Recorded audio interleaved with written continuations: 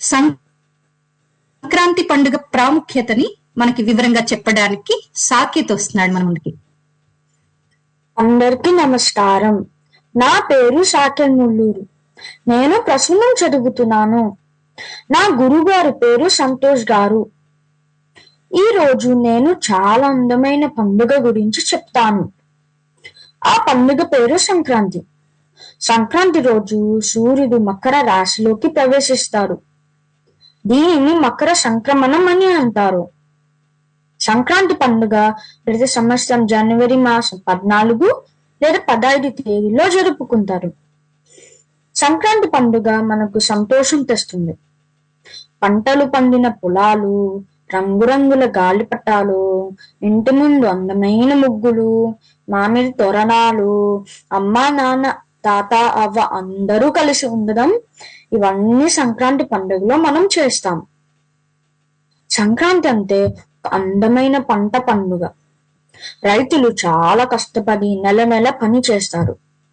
వాళ్ళు వరి, చెరుకు, గోధుమలు లాంటి పంటలను పండిస్తారు. పంటలు బాగా పండిన తర్వాత ఆ సంతోషంని పండుగ రూపంలో జరుపుకుంటారు. అందుకే సంక్రాంతి రైతులకు చాలా ముఖ్యమైన పండుగ. ఈ రోజు మనం సూర్యుడికి, వర్షానికి, భూమికి మరియు ప్రకృతికి కృతజ్ఞతలు చెప్తాం. మన భోజనం అంతా కూడా రైతుల కష్టం వల్లే వస్తుందని సంక్రాంతి మనకు గుర్తు చేస్తుంది. సంక్రాంతి మనం 3 రోజులు జరుపుకుంటాం. మొదటి రోజు భోగి. ఈ రోజు పాత వస్తువులని వదిలేసి కొత్త విషయాలను నేర్చుకుంటాం. ప్రతి ఇంట్లో భోగి మంటలు వేయడం జరుగుతుంది. భోగి మంట దగ్గర అందరూ కలిసి ఉంటారు. సాయంత్రం పళ్ళు స్నానం చేస్తారు.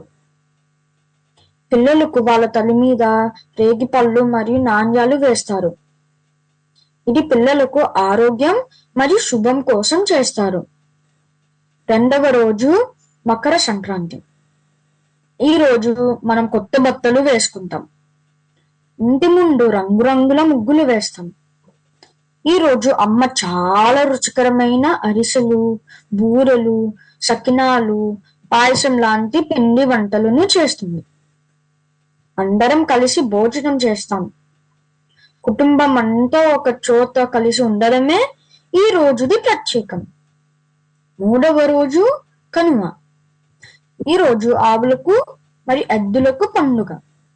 వాటిని అందంగా అలంకరించి పూజ చేసి వాటికి భోజనం పెడతాం.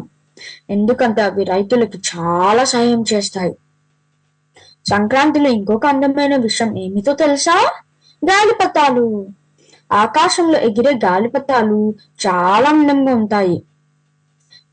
పిల్లలు పెద్దలు అందరూ సంతోషంగా ఎగిరేస్తారు. ఇది మనకు స్నేహం మరియు సంతోషం నేర్పిస్తుంది. సంక్రాంతి మనకు చాలా మంచి విషయాలు నేర్పిస్తుంది.